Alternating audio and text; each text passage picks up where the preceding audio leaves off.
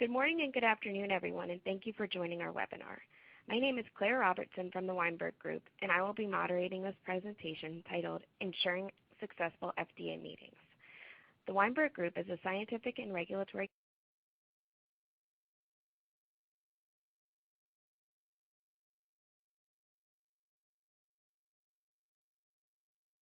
consulting firm serving pharma, biotech, and device clients. We are based in D.C. and also have an office in San Francisco. The speaker on today's webinar is Dr. Nita Patel, a vice president here at the Weinberg Group. She has over 30 years of research and professional experience in research and development and the pharmaceutical environment, including hands-on global regulatory and quality experience with INDs, CTAs, license applications including BLAs and NDAs, lifecycle management, regulatory agency meetings and inspections, change control, compliance, and advertising and promotional regulatory management. During the course of today's presentation, you will be able to submit questions to be answered by Dr. Patel at the end of the presentation. We will try to answer as many questions as possible today. However, if we are unable to get to all of them, we will email the answers along with the slides within a week. With that, I will turn the presentation over to Nita. So thank you, Claire. Good afternoon, everybody. I'd like to provide you, in this first slide, slide number 3, to go through some of the objectives of today's meeting.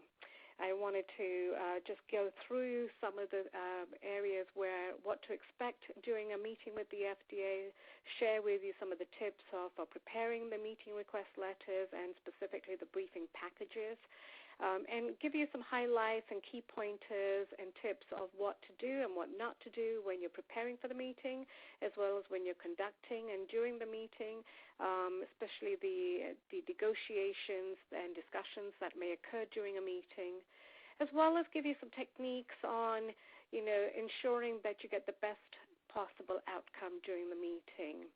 And finally, I want to just leave you with a sort of a parting wisdom and tips as to what you really should do immediately post-meeting.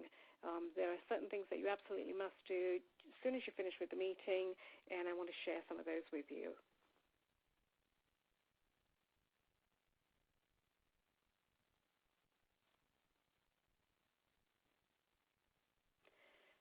During the drug development process, you actually are afforded an opportunity not only throughout the drug development program, having discussions and continued discussions with the agency, but you're also afforded an opportunity to meet with the agency and specifically the reviewers who will be assigned to your project or your product.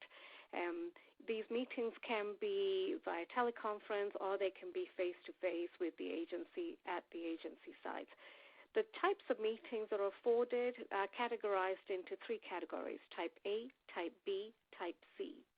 Over the next set of slides, I'll actually go through the definition of each of these types of meetings and then share with you in more detail the types of meetings that are usually conducted under the Type B category, and then share with you some of the tips and tools of what you need to have in place and to how to prepare for those types of meetings that you will have with the agency. In slide 5, here what you see is a very simplistic depiction of a typical drug development pathway. Starting from the left-hand side, your research, your early non-clinical studies, then you move to once you've submitted your IND, you then are allowed to proceed into your drug development, your clinical pathway from your phase 1, phase 2, phase 3, going to eventual, once you've completed your safety and efficacy trial, to submitting a license application, whether it be a new drug application or a biologics license application, if it's a biologic. And during that time, the NDA or BLA review, your FDA will then determine whether the information that you've submitted in your license application is satisfactory, and approval will be granted if that is the case. Then you may also be required to do phase 4 as part of post-labeling, post-approval commitment requirements. Underneath the arrow, from the horizontal arrow, you'll also see in green at the various stages where you may have meetings with the agency throughout your drug development pathway.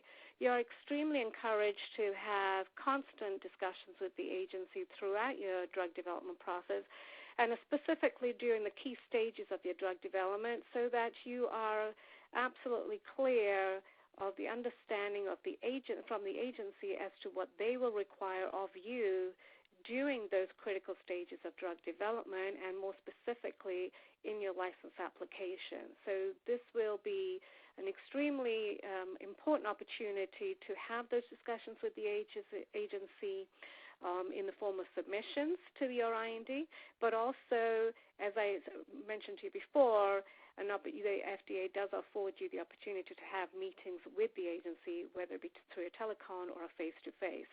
And so you may have a meeting at the pre-IND stage before you submitted your IND. You may have one or two meetings with the agency post-phase 2, end of phase 2 program, and of course before your license application submission, you would definitely want to have a meeting with the agency at that time. And maybe you may have some couple of meetings with the agency during your NDA or BLA review, where there may be some labeling negotiations that may be ensued and may be required, and whereby you will have a meeting with the agency.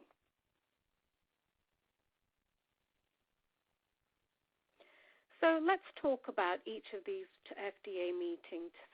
The Type A meeting, it's really the first type of meeting that you typically have with the agency if you're in a critical path, or your drug development is under a critical path, or your drug development program has been stalled for one reason or another. These are high-priority meetings because they're intended to address these types of high-priority critical issues. And they're meetings that are typically held for dispute resolution. They may also be held to address any clinical holds that you may have been put on as a result of potential deaths or of a serious critical safety finding that the agency may have found or that you may have found, and also to discuss any special protocol assessment, FDA written responses or requests that may have been held between the sponsor and the agency. So again, these are the Type A meeting is a high priority meeting intended to be held to address any types of critical path issues during a sponsor's drug development pathway. Now, because these are high priority meetings, they are scheduled very quickly once the FDA receives the meeting request letter. They are usually confirmed within 14 days of a meeting request, and are usually held or scheduled within 30 days of that request.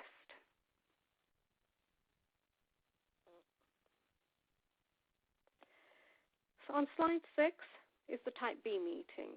The Type B meetings are the most commonly held meetings between a sponsor and the regulatory agency. They're very common, as I mentioned. They encompass a variety of meetings that take place throughout the drug development. And as I mentioned to you in slide 4, in the schematic depiction of the drug development pathway, you can have Type B meetings from as early on as your pre-IND to as late as a pre-NDA or pre-BLA meeting. And these are commonly categorized by the FDA as Type B meetings. Type B meetings are confirmed within 21 days of receipt of the request, of the meeting request letter, and they're scheduled to occur within 60 days of the meeting request. Now, one of the things you need to remember that while these are goals of the agency to confirm and schedule the meetings within 60 days of the meeting request, and they definitely try their hardest to schedule those meetings within those windows, some of the times those meetings may have to be pushed out past the 60 days. And that typically depends on the division's workloads or the scheduling availability of those reviewers. especially if you've requested very specific FDA reviewers to participate in those meetings with you, and if those division reviewers are not available, then that might be hard to schedule within the time frame that you request. When you're scheduling a meeting with the FDA, you want to give them some dates that you may be available, such that you get the chance to have the meeting on the day that you wish to have the meeting, and partly because you also may have participants that may be coming from various places, and they can only meet those specific dates. One point of advice that I would like to share with you here is try not to schedule a very critical Type B meeting, for example, like a pre-NDA, pre-BLA meeting, during the holiday seasons, the winter break, summer break, and even around Thanksgiving, because those are just very hard. Everybody has holidays, vacation time taken, and so to try and get, for the FDA to try and get their reviewers to be available during those time periods may not be entirely possible, and so you just want to be mindful of that. Also, during the winter break, the FDA has a lot of submissions that come in. There are, due to be, as a PDUFA requirement, due to be approved, or the PDUFA due date is around that time frame, and so trying to hold a meeting with the key prominent FDA reviewers at that time may become a scheduling nightmare. So that's something else that you need to be aware of and mindful of. Now, Type B meetings are typically granted as long as the timing in the development, the drug development, is appropriate and that you have provided sufficient information for the agency to review and comment on. And I'll go a little bit more into detail in the next set of slides a little bit later on, because that's really important. If you don't provide enough information for the agency to review and evaluate, they will not be able to provide the best guidance that they can provide and that you are looking for if they don't have enough information in their hands. So be mindful of that.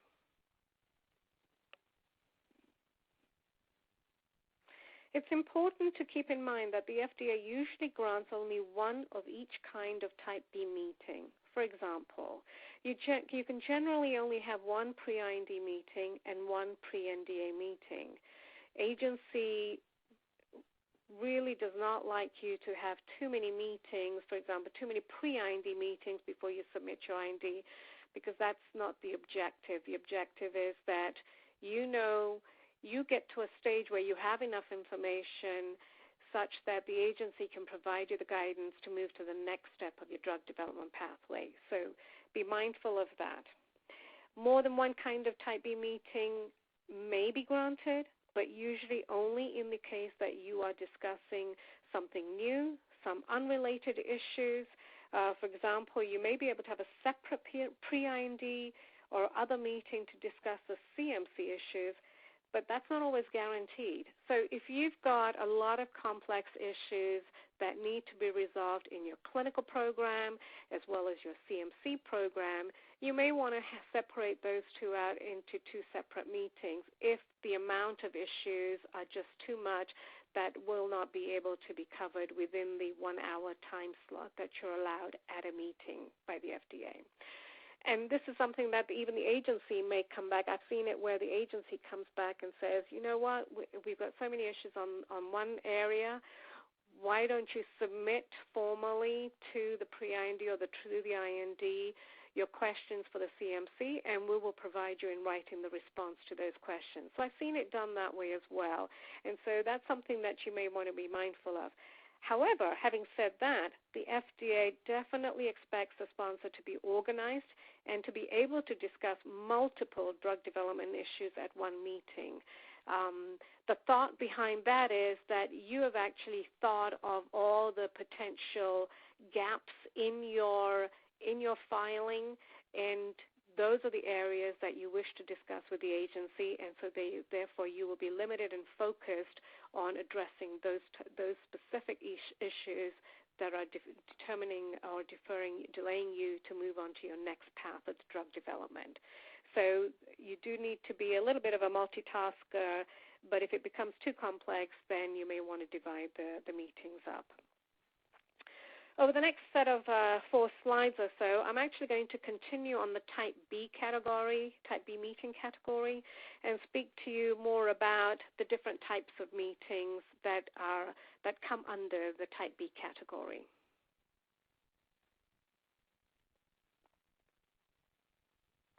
So let's start with the early stage of the drug development, where you are just starting, where you've generated some non-clinical data, you're ready to embark and start thinking of preparing the IND, but you want to make sure that your plans for the clinical development and your drug development are pretty solid, or at least they're at a stage where you need some input from the agency. And so you may request a pre-IND meeting, which would be categorized under the Type B meeting with the agency. So I'm going to briefly walk you through the major kinds of these types of meetings, but specifically now I'll speak to the pre-IND meeting. As I said, this is the pre-IND meeting is an opportunity for the sponsors who are early on in their product development to review non-clinical testing requirements prior to filing an IND and initiating studies in humans. It's also an opportunity to review some of the CMC testing requirements, as well as potentially your phase 1 or phase 2 clinical development program. You may also want to discuss at this early stage potentially, the need for pediatric studies. If they're going to be needed in your program, you may want to have these early discussions with the agency. Alternatively, a pre-IND meeting is also often used by sponsors who are overseas sponsors or sponsors who are planning to present data or a drug for an indication using a drug that has been developed outside of the U.S., where there's some initial data available, some initial clinical studies available perhaps. That's an opportunity to have a meeting with the agency where you're planning to bring that foreign data and the product to the FDA, to the U.S., under a U.S. IND. So here again would be an opportunity to have a pre-IND meeting as part of this introduction. Now remember, one of the things that you need to remember is that even though you may believe you have done everything you need in order to be approved in the U.S., because you're bringing in a product that has generated data outside of the U.S., this may not exactly be true, and you need to be mindful of that, and that's why it's actually quite helpful for you to have a pre-IND meeting with the agency, because you want to make sure that you bring in the best and supportive information, all of the information, not just the best, but all of the information that you've generated on this product outside of the U.S., such that the FDA has the ability to review it and evaluate it, to determine whether you need to start at a phase 1 level, or maybe it could start your IND with a phase 2 type study. So this is a good time to have that meeting with the agency.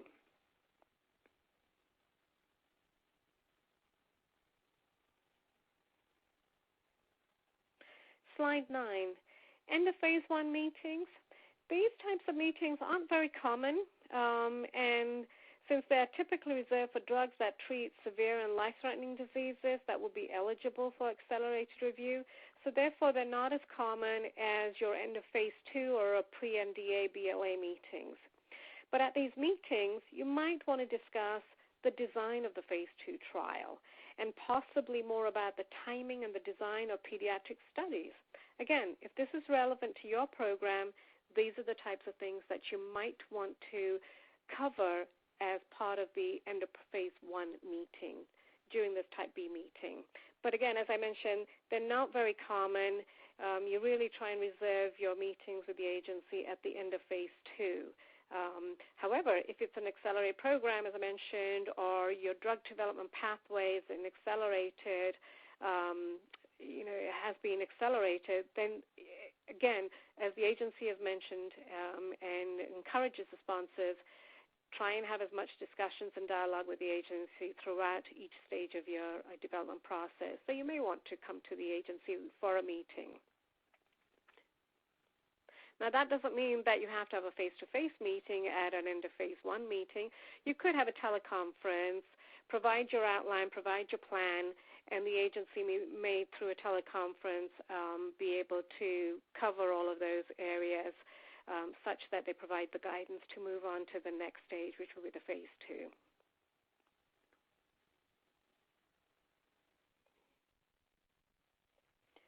So here in slide 10, we'll talk a little bit about the end of phase 2 meetings with the agency. The primary focus of and the purpose of an end of phase 2 meeting with the agency is to obtain the agreement, the FDA agreement on your phase 3 study design or designs. Remember, the agency typically looks for 2 adequate and well-controlled clinical safety and efficacy trials as part of support for license applications.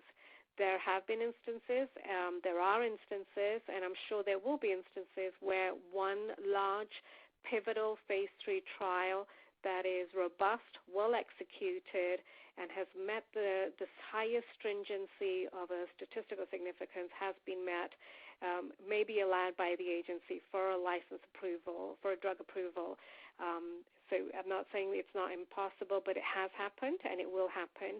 But typically the agency prefers to have 2 adequate and well-controlled clinical trials. And this is where you will find out, if you haven't already known throughout your discussions with the agency throughout your drug development program, this is where you'll find out whether your phase 3 clinical development program, whether it be 1 trial or 2 trials, will be sufficient to, if successful, will be sufficient for a license approval. Now, as part of this end of phase 2 meeting, what you will provide to the agency and typically discuss during the meeting will be the results in a summation form of your phase 1 and phase 2 study trials. You will also present, if you have any other studies that might be needed to complete your data package.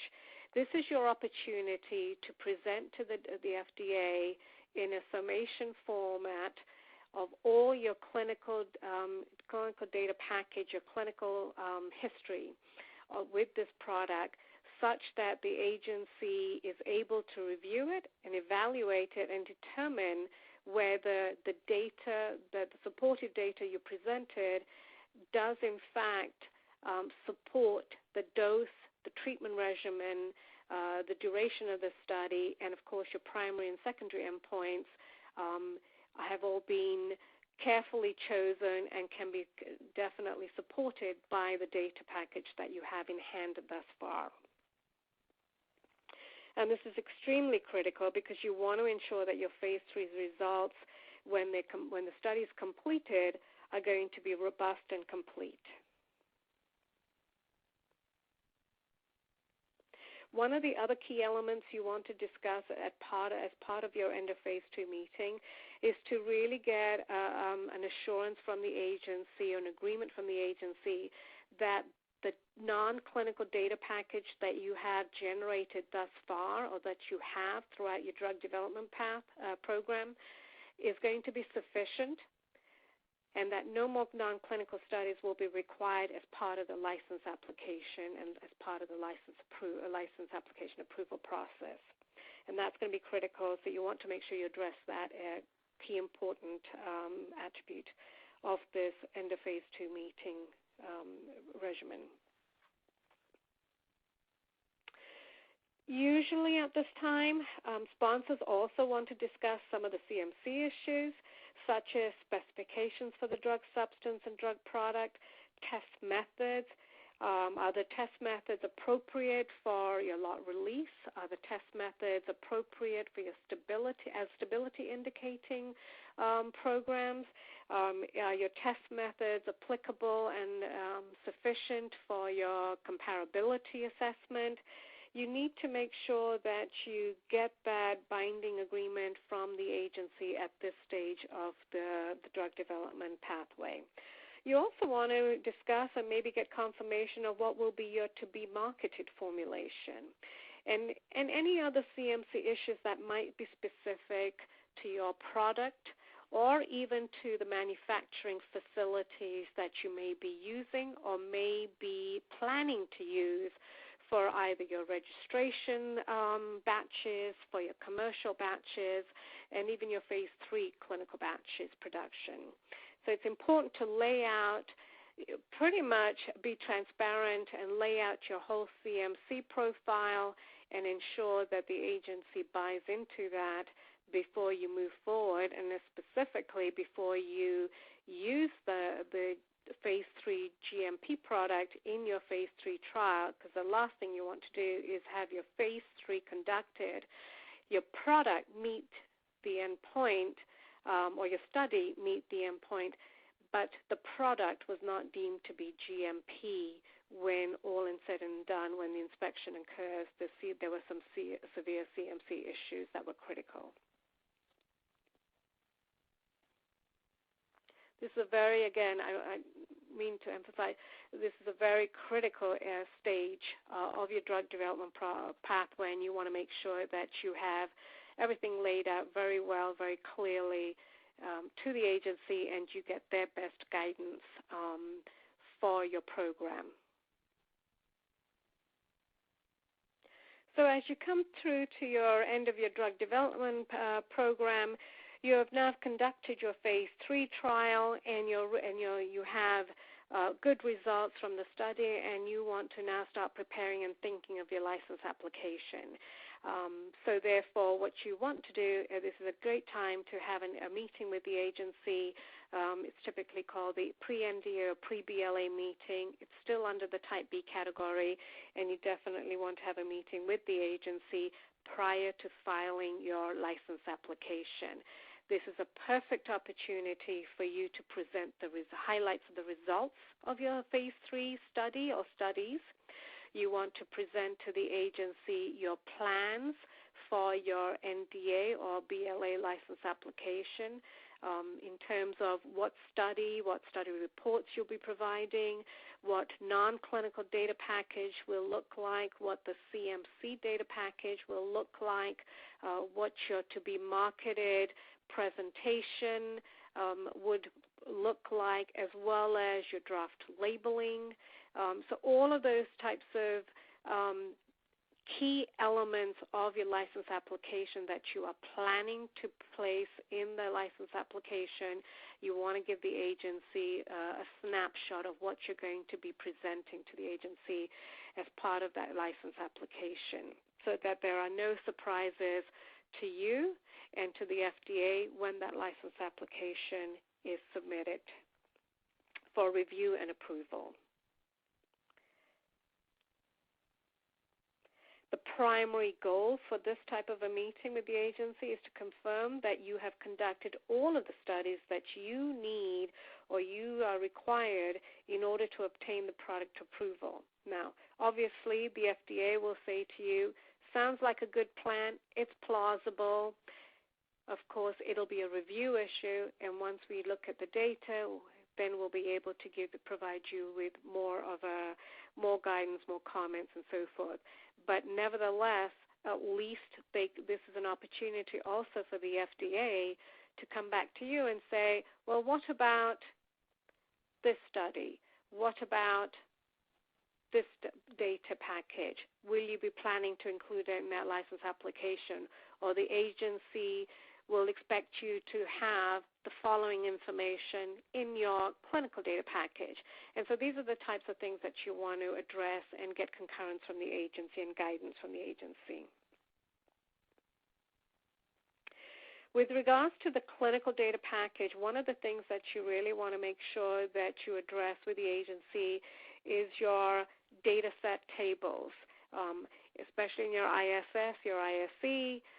You want to make sure that the data set tables are going to be provided in the manner, the format, the type that the agency is used to seeing them in order for them to do their programming and calculation and review, and that what has been agreed with the agency through the statistical analysis plan negotiations if you had that.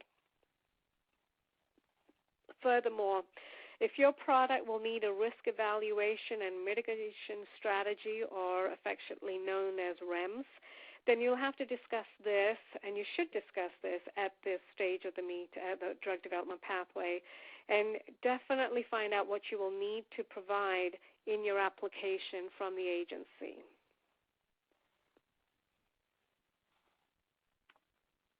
Very important meeting, again, to avoid surprises and also hopefully avoid any refuse to file from the agency. In slide 13, we'll talk a little bit about the Type C meetings. Type C meetings are meetings that are other than Type A or Type B. These meetings are usually reserved for routine guidance for issues that may come up in your drug development program, and they are of a lower priority, and therefore they're usually confirmed within 21 days of receipt of a meeting request letter, and they're scheduled to occur within 75 days of the meeting request. Again, as with Type B meetings, the scheduling dates may be pushed out beyond 75 days because of the division workload issues.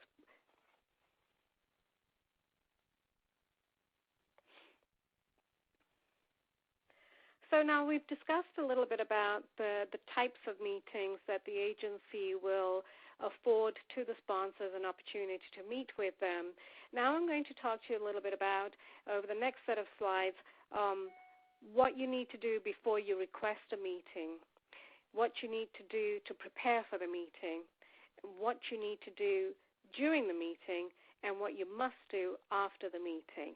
So over the next set of slides, I'll go through each of those categories. In slide 14, I'm going to talk to you a little bit about what you need to do before you request a meeting. The process of requesting a meeting is a two-part. Well, actually, so it's a two-part. One part is, do you want to have the meeting? Do you have enough information? Do you know what some of the issues that you need to discuss with the agency?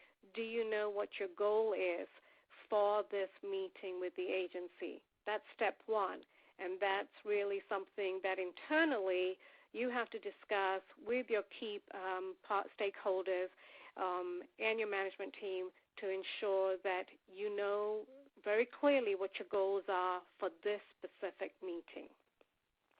The second part is actually requesting the meeting with the agency. This involves drafting a letter, a meeting request letter to the FDA. Since you know what kind of a meeting you want to have and what the goals are, you will then start to think about preparing the letter. But even before that, you need to think about and you need to start creating an outline of what your briefing package will look like. The briefing package, as I've mentioned before, very briefly, but I'll mention a bit more detail, this is the body of documentation, typically around 20 to 50-page document, no more than that. You want to submit that to the agency at least a month before the actual scheduled meeting date. In a Type A meeting, which is, if you remember, that's for critical issues, the FDA typically likes to have the briefing package 2 weeks before the meeting. But nevertheless, it's a briefing package, and this briefing document is going to be your story.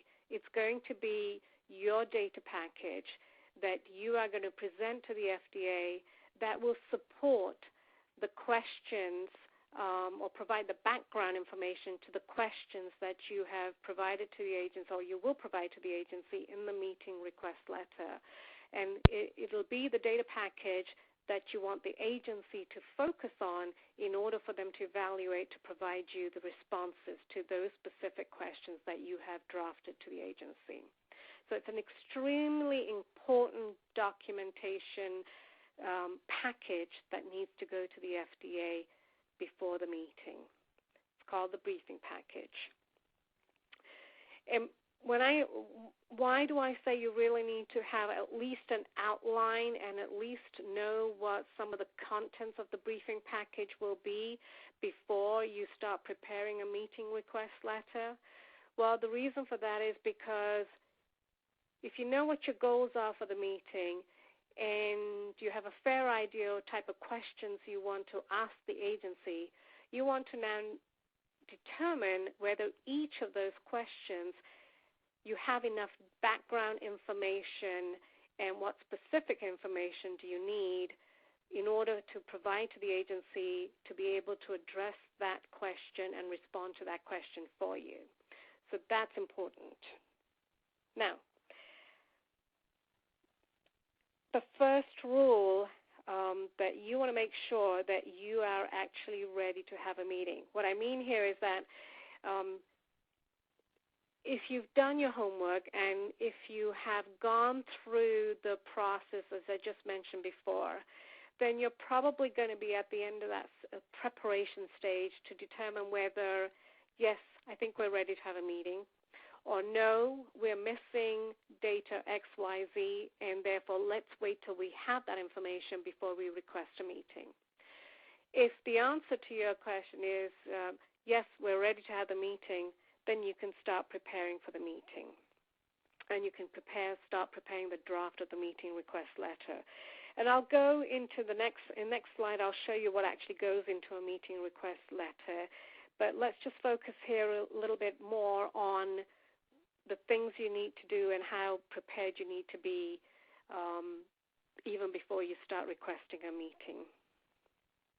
Now, if you're requesting a pre-IND meeting, meaning that you don't yet have an assigned FDA project manager, what you may want to do and what you should do is you should first contact the supervisory project manager in the division that you believe will be reviewing your product. You can reach out to this supervisory project manager by either phone or email. You can look it up on www.fda.gov directory and by division, and it'll tell you who the supervisory project manager is for each of those divisions. You can alert them, the project manager, and let them know and introduce yourself and let them know that you will be submitting a meeting request for type whatever meeting that you've decided. This is very helpful because if you have that dialogue early on, the supervisory project manager will tell you, okay, you need to submit a meeting request letter, and by the way, when are you thinking of having a meeting?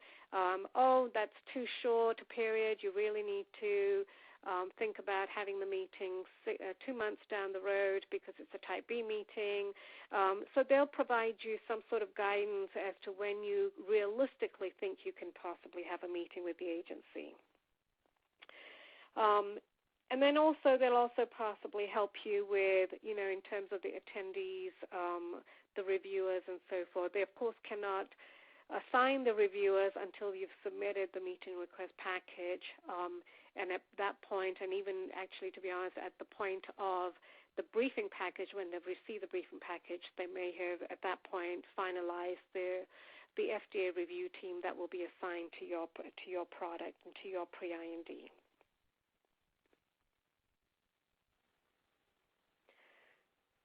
So here in slide 15, you'll actually see the double column bullets of what actually should go into a meeting request letter. And if you stick to this format and in this order, you'll actually create what will be your template for your briefing package and then moving forward for any other meetings that you may have down the road with the agency. So you'll start off with, of course, your product name. Your application number, if you've been assigned a PIND number or an IND number, you'll provide the chemical name and structure.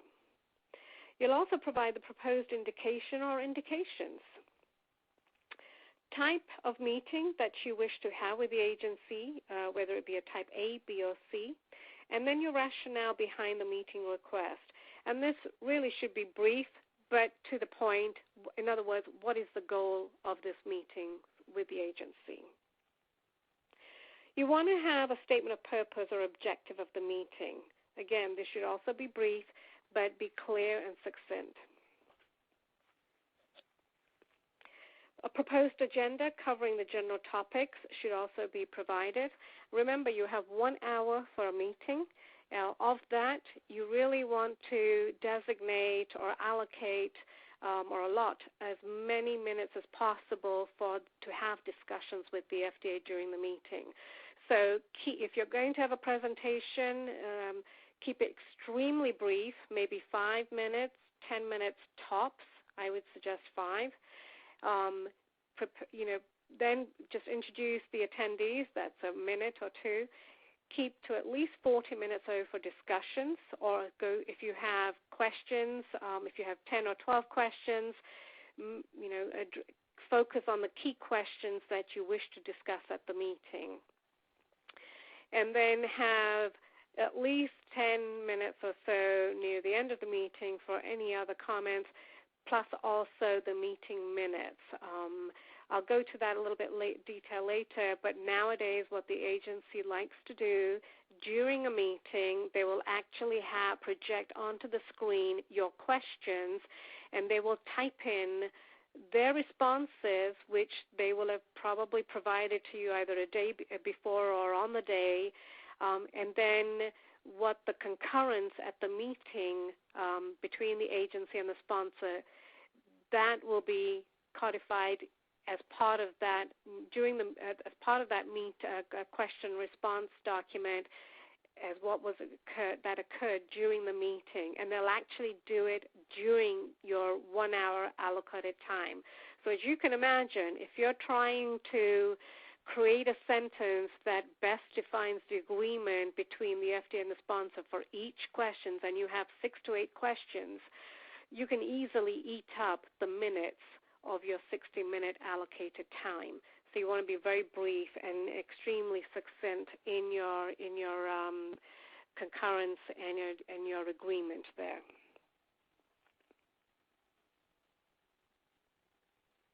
Proposed questions that you'd like the FDA to answer is the next bullet. Now, note that these should be close to final so that the FDA can assess who needs to attend the meeting and then the nature of the request.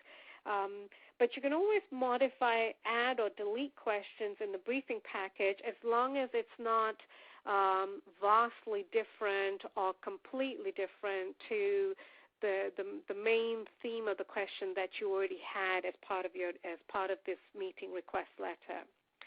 You also want to provide a list of the sponsor attendees to the meeting. Does not have to be a final list. It can be modified later on as and when you know maybe some individuals may be able to make it, some individuals will not, and some individuals you may not want to have at the meeting just because it may be distracting. But that's something that's your call, and you'll have to manage the attendees that come from your side. One of the other things that you may want, the other bullet is the requested FDA attendees. I've seen sponsors where they'll just say gastroenterology division reviewers. But if you know specific reviewers or if you know certain disciplines that you absolutely need to have, for example, if it's an end of phase 2 meeting or a pre-NDA, pre-BLA meeting, you may want to have the statistical reviewer be present and participate in that meeting because you have very specific statistical questions that are surrounding your clinical design program that you need to be addressed and to be agreed upon between the agency and the FDA. So make sure that you cite the specific discipline from that division, the reviewer that you wish to participate in and or attend the meeting. You also may want to include other division review teams or consult teams that may be necessary that you think will be extremely helpful and would be maybe influential in what you wish to have as an outcome of this meeting. For example, if it's an OBGYN product, you may want to have a consult from and participation from the maternal health team at the FDA. The division does consult out to the maternal health team as and when the sponsor requests or as and when the division reviewer requires the additional expertise. So you may want to be specific and request other consult teams that you may want as part of that meeting. You also want to suggest the meeting dates and times, and make sure you say AM or PM so it's very clear. You may not necessarily get these dates all the times, but at least it starts the dialogue or at least starts the area of the time frame for which the agency can look in their calendar too. Now, keep in mind that if you know you need to have a meeting by a certain date because you've made a commitment to your board or whoever, then you need to make sure that you make it clear to the agency that we must have a meeting by such and such date. But you need to also be aware that that has to be made at least 60 days or 75 days prior to the actual meeting date deadline that you have, and the agency will try and help you out with that if they can. And then finally, you want to be very clear as to the type of format you want to have the meeting with the agency, whether it be a teleconference or a face-to-face. Certain key issues can be dealt with very effectively by a teleconference. For example, things that are very quantitative, for example, specifications of assay methods or the actual test methods themselves. Other meetings you may want to have face-to-face. For example, the clinical design, the dosage calculation, dosage forms, formulation, or to be the commercial marketed formulation or the presentation. Those types of things might require face-to-face dialogue and meeting, and so be very specific when you wish that to happen. If you have a combination product and you need the agency to actually see your devices and you demonstrate that device in front of the agency, or the agency needs to see that in front of you and have that discussion surrounding the device as part of that combination product, you may want to have a face-to-face meeting with the agency.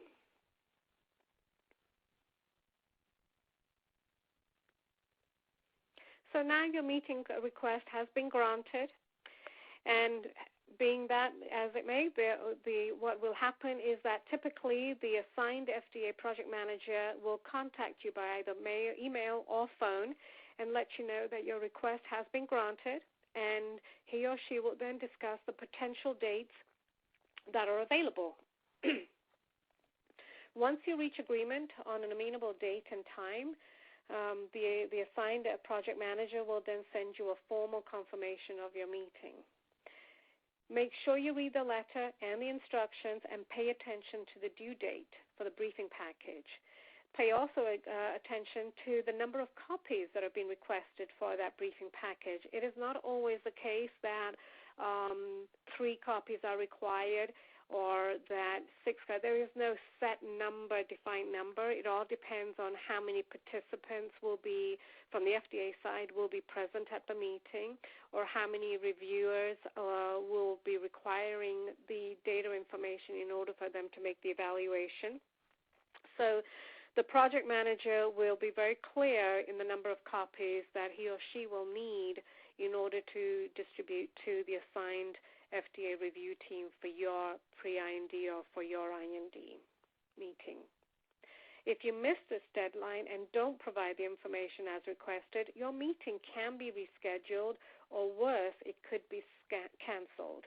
And this is something that you really do not want to risk, especially because you've gone through the initial hurdle of determining whether you have the data, whether you want to have the meeting. You've gone ahead and requested a meeting, and now because of this silly mistake, the meeting gets canceled, and that's not a good thing. And the agency doesn't always like that either. They remember you very well, so be mindful of that. And it's certainly a reputation that you don't want to start and create with the agency. Also, when you get the official formal confirmation of your meeting, It also provides the FDA personnel who will be attending the meeting, and it's a good idea to go through the list. There may be new players, there may be some replacements. It's very important to look through that list because that will be helpful for you to see if you know if you actually got the reviewers that you requested, or if there are new reviewers. You might know them. You might have had experience with them. Somebody in your team might have had a previous experience with those specific reviewers, and you can get some sort of an insider intelligence on the FDA personnel who will be attending the meeting and who will be part of the review process for your briefing package and your questions.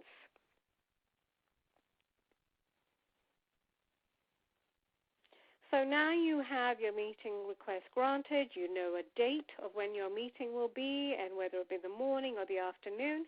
You know how many copies of the briefing package you need to submit and by which date. And so the next thing to do is to prepare your briefing package. Now you need to develop a very robust briefing package. And as I mentioned to you before, you want to make sure, and you hopefully you're probably halfway through to preparing your briefing package, but you want to make sure that you have all of the information that will be necessary for the agency to review as supportive and justification for each of the questions that you have developed and addressed to the agency, such that the agency can then determine and make the best response possible for you, depending on the amount and the extent of information that you give them to make that sound decision. Now, sponsors often ask us how much information they should provide in these packages, and I already told you that briefing packages typically should only be about 50 pages long. If you provide a lot more information than is absolutely necessary for the agency because you think you need to educate the agency or educate the reviewer, or to give them a lot more information so they can really get themselves sort of entrenched and be sort of very knowledgeable about your product or about your disease. Be wary of that, because while you may have good intentions, remember the reviewers don't have a lot of time to review these data packages. They have to not only review, not only do they have to do some research on their own, from their own database that they have, but they also then have to look at the questions. They have to respond to the questions. They have to then, as a team, meet together to discuss the responses, and cohesively they need to come to a culminating agreement of how to provide the responses back to you, the sponsor, at least a day or two prior to the meeting or even on the day of the meeting, such that the sponsors have had some time to look at the response, FDA initial responses, before they go into the meeting. Now remember, if it's the Type A meeting, they only have 2 weeks to do this. If it's a Type B meeting, they at least have 4 weeks to do this.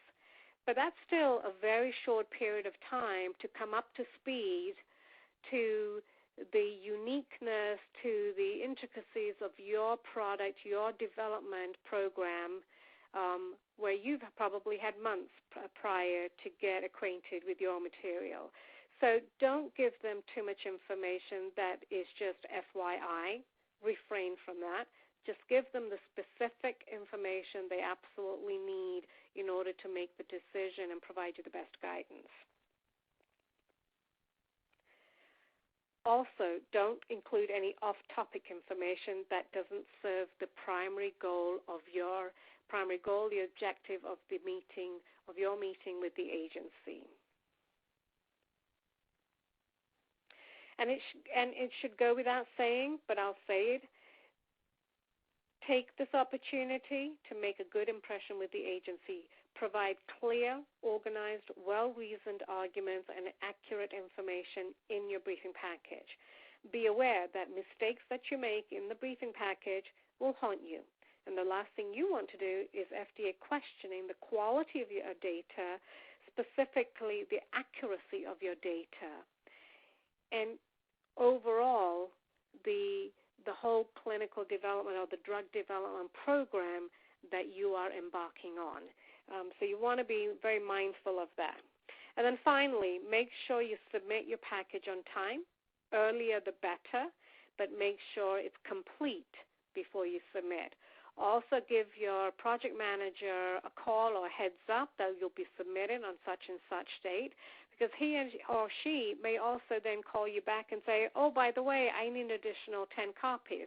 I've had project managers call me up and say, Nita, I need another 10 desk copies. Can you just deliver them directly to me, not to the document room, because I need those extra copies. I want to get it to the reviewers as soon as possible, because by going to the document control room, it takes another 5 days, 6 days before it comes to our hands anyway.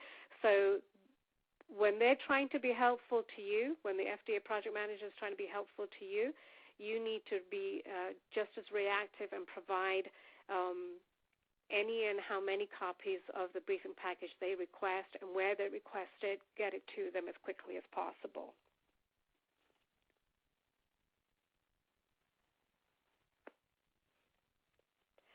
Now, once the FDA project manager receives your briefing package, he or she will distribute it to the reviewers and to the meeting attendees.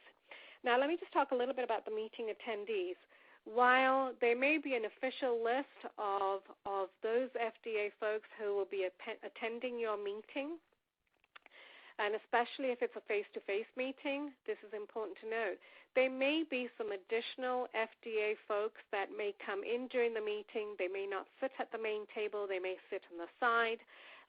These folks sometimes pop in. They could be, trainee reviewers who the project manager or the lead reviewer has brought in, who may have reviewed some part of your submission. They may also be division directors. They may be division directors of that division, or they could be division or associate directors from another division who may pop in and sit on the side and may even participate. But primarily if they sit on the side, they don't always participate. They're often there as onlookers, or they've already provided their comments and their counsel to the main review team. So just be mindful of that you may have quite a big team of agency participants in an FDA meeting when you attend that meeting. So anyway, once the package is distributed to the reviewers, as I mentioned to you before, the reviewers have either 4 weeks or 6 weeks if it's type B or type C type of meetings, or they may only have 2 weeks to review your briefing package and your questions. At the end of their initial review, they will all get together as a review team. They will discuss any key areas of concerns, any gaps, any discrepancies that will be this will all be discussed at their internal meeting. This is important for them and for the team leader to ensure that everybody's in agreement, or every issue has been addressed successfully, or to the best to their knowledge and to the best intent that they can, based on the information that the sponsors provided. And they'll also decide on how to respond to the sponsor for each of their questions as well. The project manager obviously attends, takes notes, and then finally prepares the responses to the questions. Now, at this point, the project manager may even call you and say, can you send me a Word document of the questions? And this is actually good, because then it avoids the FDA project manager to type each of those questions and thereby avoid any transcription errors.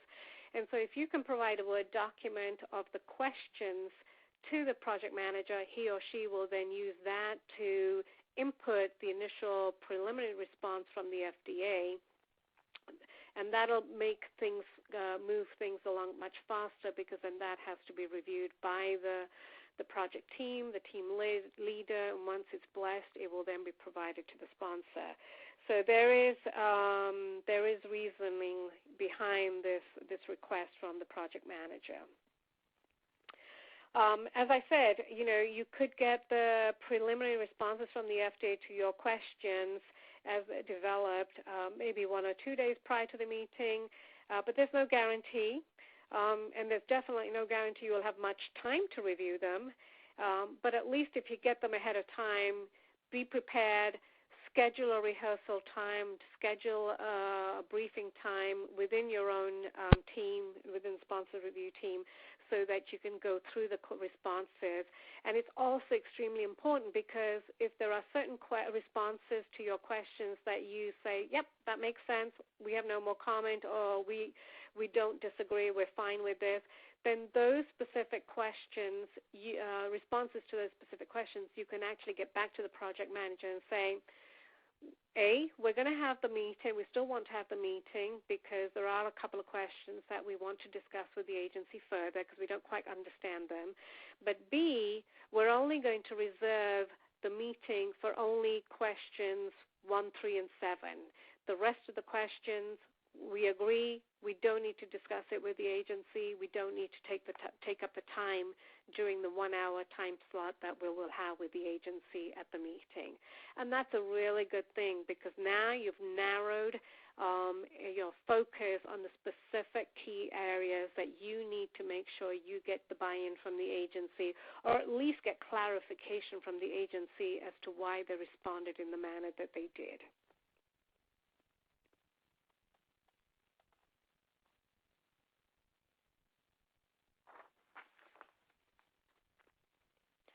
So now, over the last set of slides, what I've gone through are the types of meetings with the agency that you can have with the FDA, how to prepare or at least submit the request letter, meeting request letter, the briefing package, the content of the briefing package, and the agency have now reviewed the package and have responded to your questions. You were able to review them, and you're starting to prepare. Even before that, you've been starting to prepare for the meetings. And so I'm going to go through the next set of slides, next 10 slides or so, of tips to what to do, what not to do at the meeting, before the meeting, during the meeting, and then post-meeting. And so that will sort of give you an insight of some of the things that I've experienced in the past personally, plus also what I've seen and what my FDA colleagues will also tell me of what things have occurred during these types of meetings. So let's start. Tip number 1, be prepared. I can't emphasize more than what I've already stated and what I've reiterated throughout this webinar in saying that you've got to be prepared. You've really got to understand your goal. As I mentioned, you need to know your goal before you request the meeting. That's extremely important. You also need to know what your intent is. Why do you want to have the meeting? What do you want to come away from the meeting? What do you want the agency to say to you at the meeting? What if they don't say that? What's your backup? That's what we're going to talk about is the preparation now. So you need to understand the gaps, because you yourself are the experts, right? You're the expert of your program. You're the expert on your product. The reviewer is only going to be able to provide you insight into your pathway, your plan, if you've provided enough information for them to make that decision or evaluation.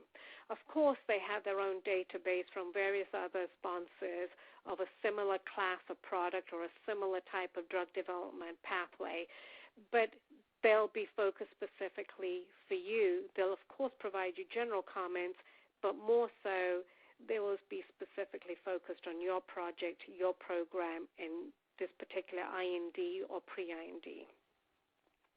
So you need to know your gaps. You need to be prepared and ready to address those areas of concerns. For example, you need to know the science. You need to know the medicine. You need to know the regulations as part of your drug development, your class of your drug indication. If you requested and you were granted the meeting, but now at this stage, even though you went through the preparation of the briefing package, you're still not prepared to discuss with the agency, or I've had sponsors where they don't want to discuss with the agency. They've gotten the response. There are some critical issues or contentious issues, I should say, not critical. It depends in whose view it's critical. But if they're contentious issues, the sponsor may not want to go to the agency and have the meeting and get it codified in a meeting minutes. So they may just, stand back and say, that's fine, we got their comments, we're not going to go and address this with the agency. And they may cancel or they may reschedule, depending on depending on their stance or the upper management's directive. If that's the case, then the whole process, you'll have to start the cycle again.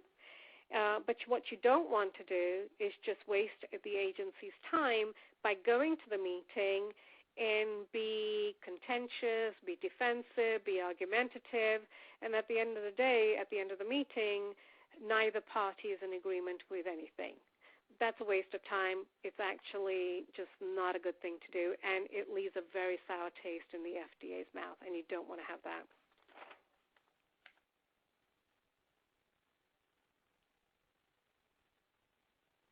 So tip number 2, understand your position.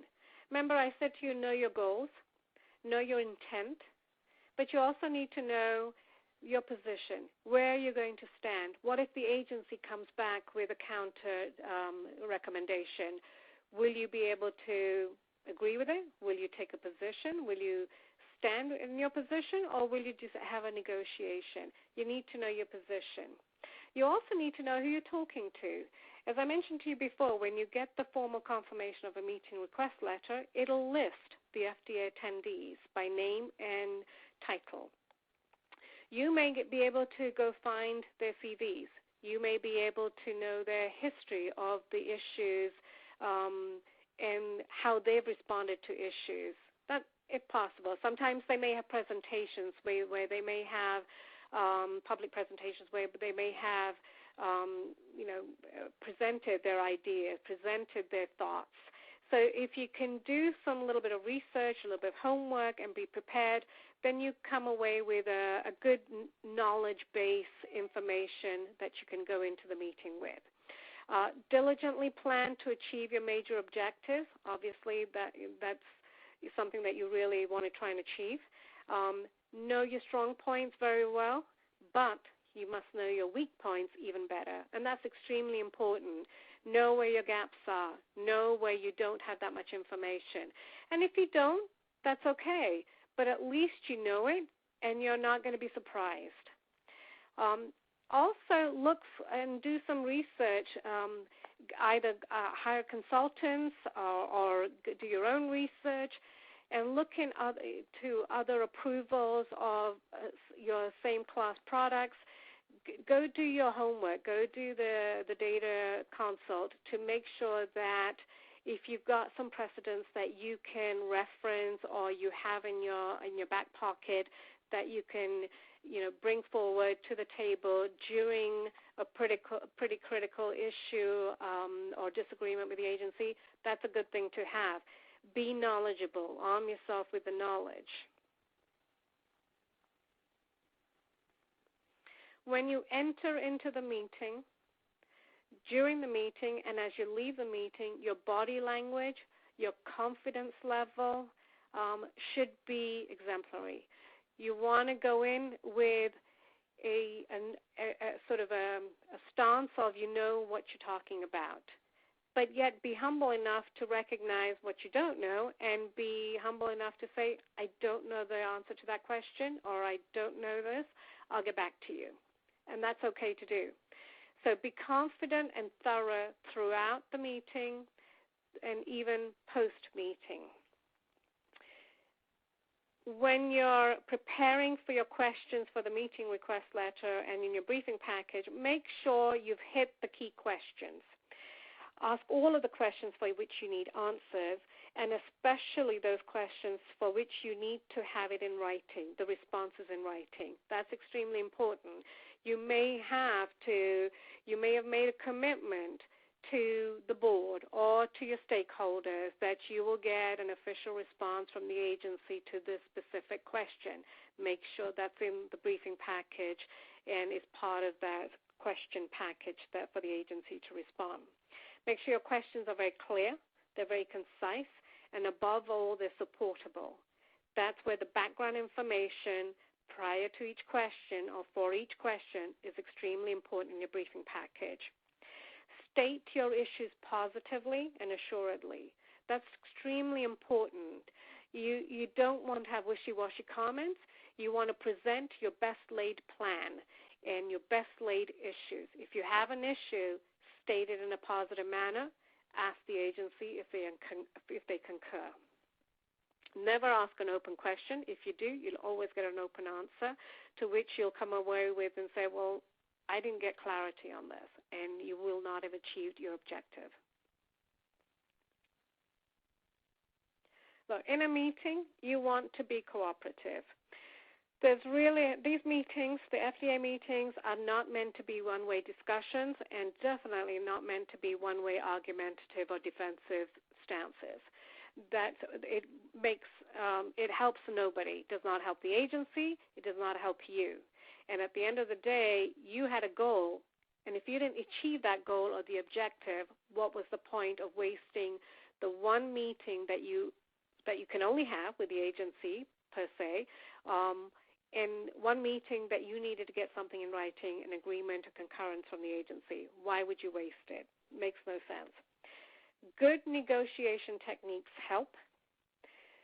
Know that there will be certain elements that there will not be an agreement on both sides. There might be a meeting of the minds in the middle, which is where you need to come up with the best alternative to a negotiated agreement, or affectionately known as BATNA. You want to have rehearsals prior to the meeting, where you should bring in somebody who has not been close to the program, maybe even an outside consultant, somebody who can be and take the shape of FDA, who will be critically reviewing your briefing package and your questions and maybe providing responses in a critical manner. And you've got to counter that. You've got to determine and support if those types of questions come back from the agency. So have that banter during the rehearsal so that you come away with the best alternative to a negotiated agreement, or even just some countermeasures or factual data that you may be able to have available should that response come from the agency, or even during the discussion of the meeting. You can fight certain battles, and other battles you can say, that's fine, agency, we'll take your advisement, we'll take your recommendation under advisement, and we'll get back to you. Don't try and fight each battle any battle at, all of the battles at the meeting. It's just going to be counterproductive. And remember, that clock is ticking. If the hour is up, FDA stops. No matter where they're at, even a mid-sentence, they stop and they leave. So be very, very careful of that. And definitely don't be defensive. It is not productive at all.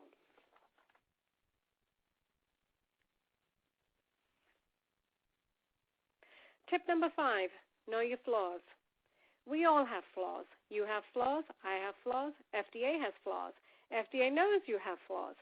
It's something that is inherent to everybody. It's something that happens. We're all humans. But having said that, try to be unemotional and critical about your product. During a meeting, it is not helpful to be emotional. It is not helpful to be critical or even be aggressive towards the agency. You need to make sure that you are able to critically look at your drug development program, your data, your analogy, your results in the most objective manner as possible, such that you can look and see what the flaws are or what the gaps are. If you're unable to do that and you're too closely attached to, get somebody independent or somebody from another department to come and look at it and be the banter to determine and make you see if you have the flaws and where they are and where the weak links are. Remember, your baby may not be as beautiful as you think, or everyone is telling you. Everybody has different views, different mindsets. Being objective allows you to be better prepared, and that's extremely important, and the time and energy spent on that is valuable not only to you, but also it comes across very effectively with the agency. It is extremely important throughout your drug development, whether it's to your own stakeholders or to the agency, you want to be extremely honest. You want to make sure that when you have a meeting with the agency and you have a certain goal and objective and you provided certain information to the agency, that it is accurate, it's transparent, it's reproducible, and if you don't provide complete, unambiguous information to the agency, it's not going to be useful to them. It's not going to be useful to you. And between the two of you, you may miss the point, and you may go down the wrong path, and that's not going to be helpful to anybody. So the regulatory advice you will get will only be as honest and complete as the data presented. Don't speculate. During the meeting, if there are discussions and a question is raised and you don't have the answers in front of you or in your notes, just let them tell them. If you don't know, just say so. You can say, I don't know, but I'm sure it's this, and I'll get back to you with that. If you say that, make sure that you respond in that manner and deliver that info, because the FDA won't forget that you had made that comment, and it may even be codified in the meeting minutes. So be careful of what you say, but be extremely honest.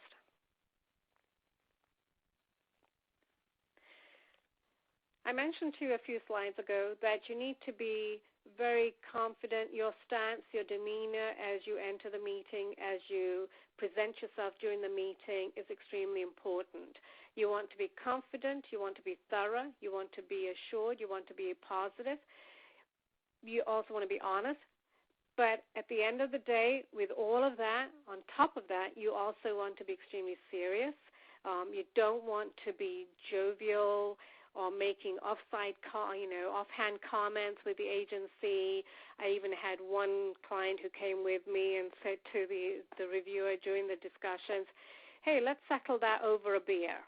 Not a good thing to do. This is a very important, very serious discussion. It's a scientific-based, data-driven discussion and should remain that way throughout the meeting. It's one of those that, you have this one-off meeting, an opportunity to meet with the agency and the reviewers to gain that trust relationship, to gain that understanding of your drug. At the end of the day, you want those reviewers to be your advocates when you get down to the license application. And God forbid you have an advisory committee meeting as part of your approval process. You want them to be your advocates and remain your advocates throughout that advisory meeting. So create a good impression. You only get one chance to get the feedback on the particular issues. So therefore, the time and cost saving for doing these things once and right are extremely important. You want to build, as I emphasized, building a proper collegial relationship with the agency not only creates a better and smoother communication for all the issues that you encountered during that meeting, but also throughout the dialogue that you have with the agency, even through the format of submissions to the IND or submissions to the pre-IND. They will know you, they will remember you, and it's extremely important to set the tone right from the beginning. Listen very carefully during the meeting. I am even going to advocate that you'll have one person or two individuals who will be the key lead speakers or will be the key folks who will be the decision maker or the agreement person that the project manager will look to on the sponsor side in order for them to complete their minutes during that meeting. The others who are participating from the sponsor will be sitting there observing, maybe making one or two comments if addressed to, but use them and designate one or two as to be the official note takers, because their job would only be to listen and document, listen and document. This is going to be extremely important once you've had the meeting to start preparing the post-meeting minutes of the day. And then lastly, what I want to tell you is that you want to stick to the need-to-know pieces of information. You don't want to provide, hey, look, this is how a beautiful SDS gel should be.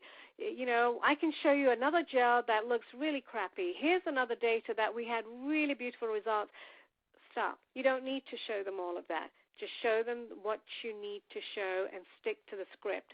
Don't go offhand. Don't provide them to, additional information or additional presentation, which is sort of like your backup slides, but really has no meaning as part of this discussion or no value to this discussion. Now, tip number 8, the questions and the meeting package. Here, what I want to just go over are what the types of questions that you prepare, and then the meeting package itself. You want to frame your questions to the agency with great care. And as I've mentioned to you before and emphasized to you before, make sure you have all your supported data in front of you. Read it, evaluate it, critically assess it, and then determine where your gaps are, such that the clarity that you're seeking from the agency, such that you then draft the questions based on that evaluation. So avoid overbroad and open-ended questions. These questions should be specific and answerable. If you don't provide the background data and information, they will not be answerable, and the agency will not give you an answer, or at least the answer that you're looking for. They might refer you to a guideline, which really in itself is good, but it doesn't provide you the specific response that you were looking for. Your question should be centered on your expectations. For example, does the agency agree that one multi-center study with separately analyzable data is sufficient to support approval of the indication? That's a pretty loaded, detailed question that will be answerable, and the agency should be able to answer that, provided you've given them the outline of that study and the data. The briefing package, you want to provide detailed supporting information to allow the question to be answered.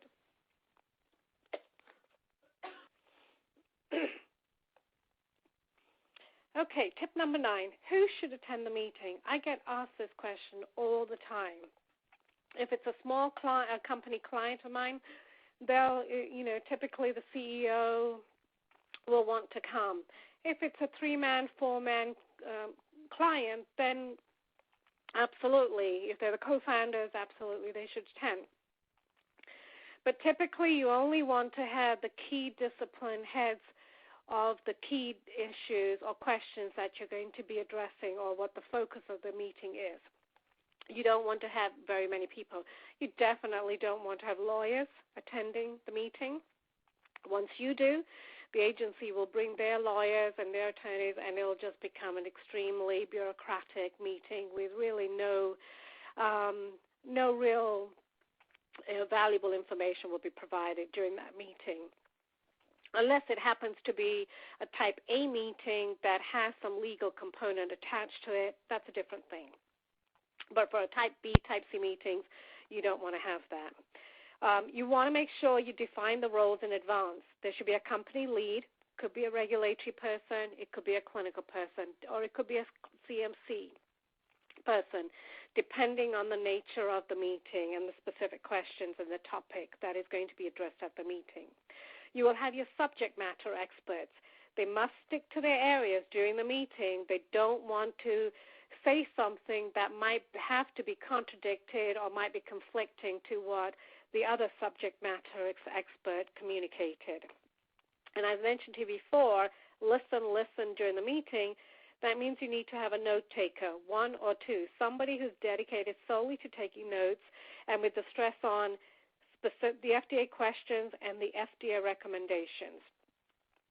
You even want to try and see if you can determine and note down which reviewer said which questions or which recommendation during the discussion. Understand your authority to commit on behalf of your firm, extremely, extremely important. If you don't know or you're unsure, just state the fact and just say, we'll get back to you, we'll need to have an internal discussion, and I will provide that comment, response to that comment or commitment back to you. Don't bring anyone who is not on the list of attendees. That's a no-no, and they don't like that. And if you're on the phone, if you have people attending the meeting by phone, make sure you confirm with the project manager in advance if A, it's possible, B, if there's a call-in number, and C, if the agency will allow this at that particular meeting, depending on the type of meeting. Everyone needs formal identification. Ex-U.S. attendees need to complete special form prior to the meeting, and that's extremely important, and that's usually provided at the time of formal communication. Okay, so we're coming to the last two tips. Tip 10, at the meeting, stick to the script. I've mentioned to you this before. I've stated this before, and I'll keep on restating it. But you want to make sure you stick to the script. You avoid any surprises. You don't want to include any off-agenda items. Don't debate policy. That's a complete no-no, and for sure it could get you into trouble. Unless, as I mentioned before, if it's like a type A type of a policy meeting that's on a critical path, you may be able to do that. And if you've been briefed that that's going to be part of that agenda on the meeting. Don't hide information. The last thing you want is for FDA to find out about a negative issue that you have not initiated. Be succinct. FDA do not like the dog and pony shows anymore. They want 5-minute presentation. They just want to know who you are. If you have some, highlights that you want to present, fine, but nothing else. They don't want to know about the company, how old the company, and so forth. That's all being taken care of. They don't need to know that at the meeting. And besides, you're eating up the valuable time that you've been allocated for this meeting. Don't stress commercial or corporate concerns over science, and definitely summarize the agreements at the end. And as I mentioned to you, the FDA is now starting to actually capture your agreements, the end agreements and the comments during the meeting in the body of the responses that are projected over the screen. So it's captured real time, so to speak. So hopefully by now you'll have had your meeting. It was a successful meeting. You've captured the agreements. You've been able to gain the goals and met the objectives of the meeting, and now you're ready to walk out of the meeting. The first thing you're going to do is have a debrief. You need to have a debrief as soon as possible. Don't wait too long because it's very easy to forget some of the issues, the comments, who was even sitting in front of you, which FDA reviewer was sitting where on the table. It's a great idea to debrief as quickly as possible. The next thing to do is to have the note takers create a draft document of what your perception was or your interpretation of the meeting, the questions and the response and the discussions that was held, and what agreements you came up with from your perspective.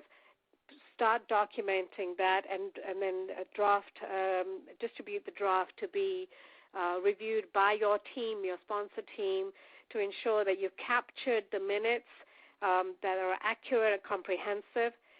Once you've gotten concurrence from your team folks, get it to the FDA project manager as soon as possible.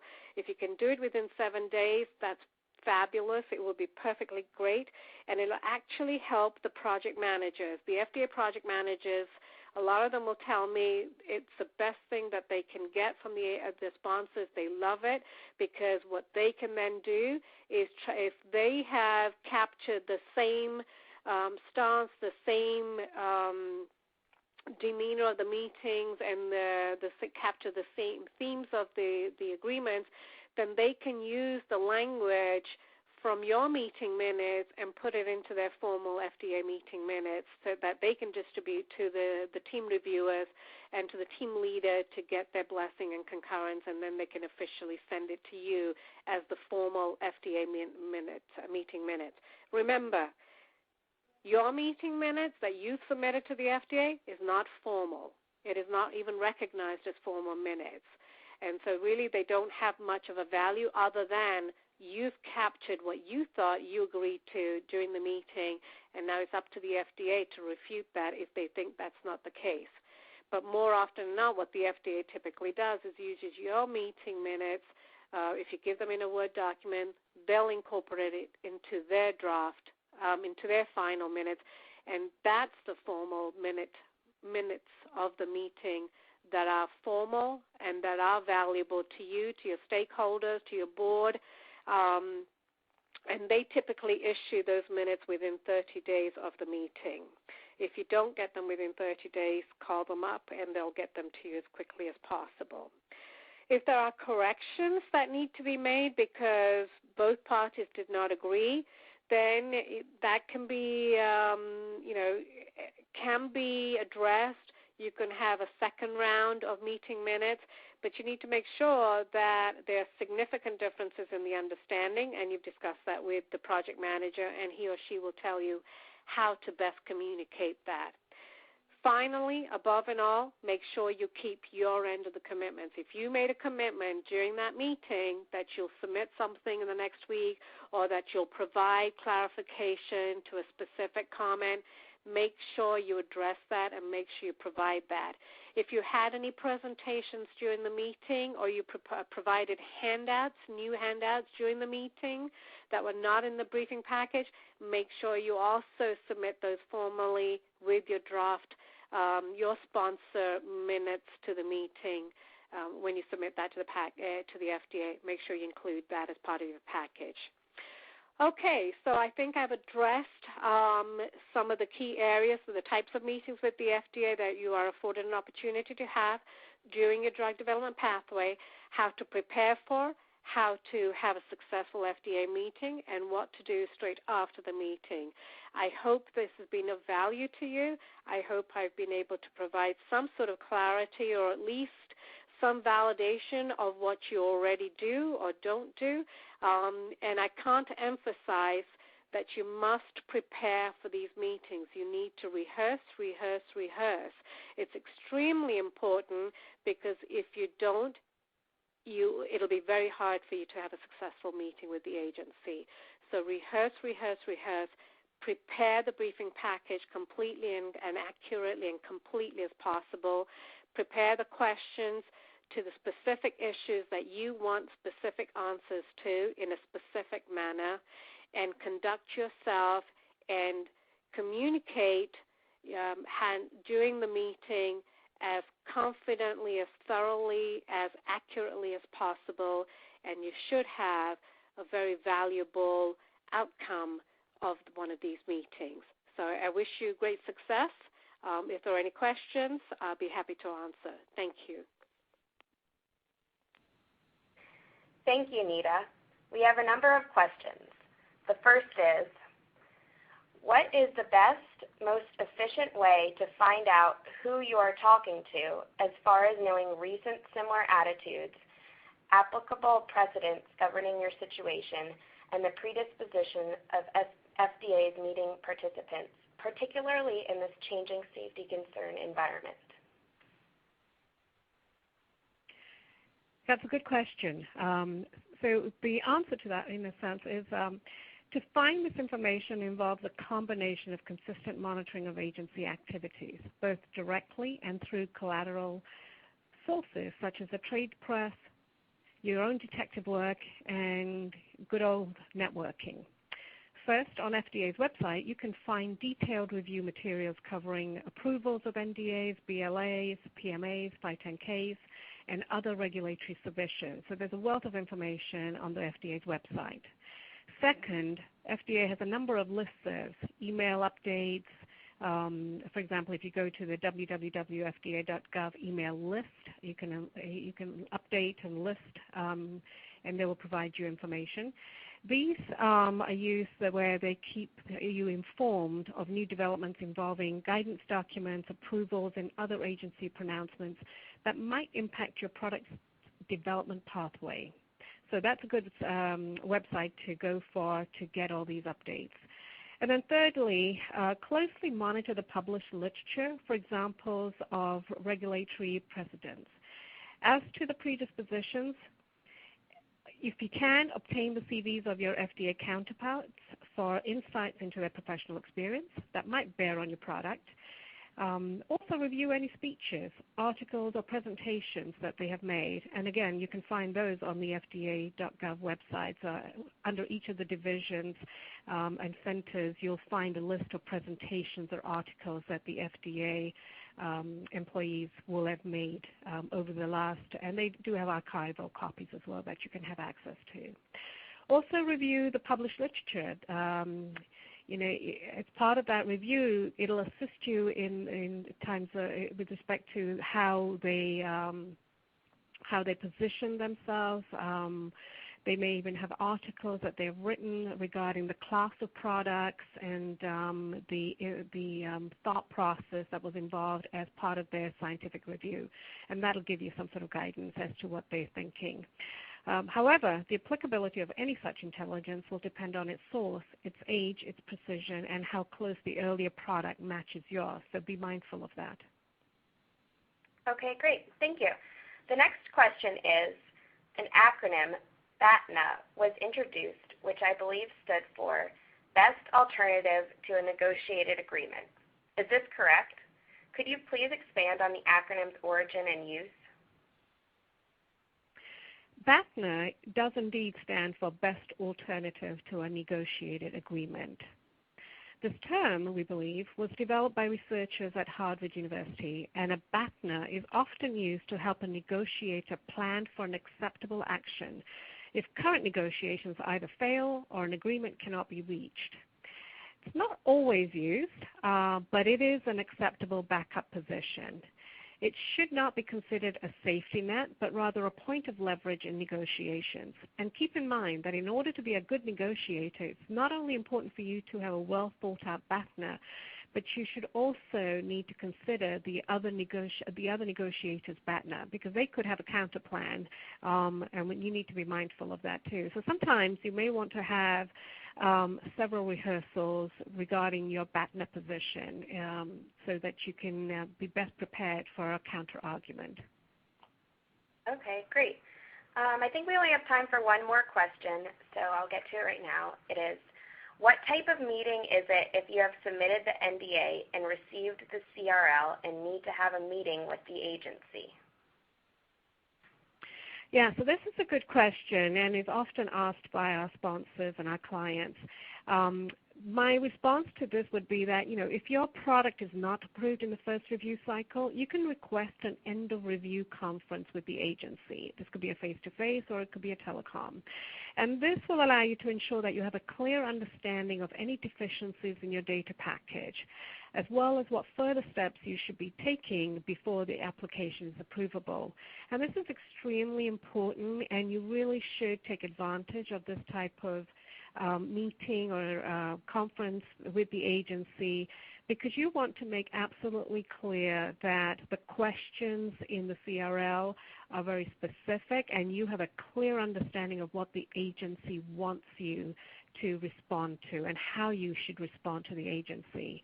So really consider this end-of-review conference meeting with the agency and take advantage of that. It's also considered a Type C meeting, and so you can coordinate with this meeting with their project manager at the FDA so that you can appropriately address it and request and have scheduled this Type C meeting through an end-of-review conference or a meeting with the agency. Okay? Okay, great. Thank you so much, Nita. It looks like we're just about out of time, and we will answer the remaining questions within the next week and email them to you along with the slides. In addition, we would appreciate it if you could please take a minute to fill out the brief evaluation survey on the left side of your screen. Thank you for joining our presentation.